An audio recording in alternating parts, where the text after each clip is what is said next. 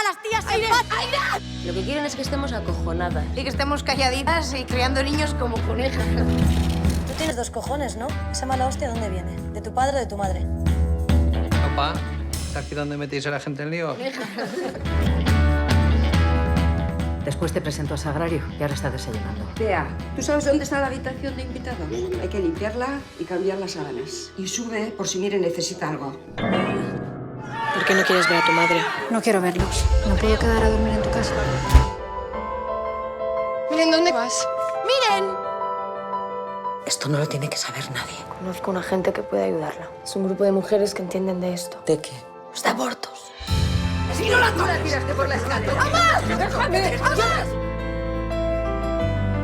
Cruzar la frontera es peligroso. Tú no tienes ni idea de lo que es pasar por esto. Pero tú sí. Qué ganas tengo de abrazarte, hijo. Que no hablan de las 11 de Basauri. ¿Qué hostias tenemos que hacer para que nos hagan caso? ¡Que se entere todo el mundo que nos estáis matando! ¡Todas somos las 11 de Basauri! ¡Respeta a las mujeres! ¡Déjame! Hacía tiempo que no te veía tan bien.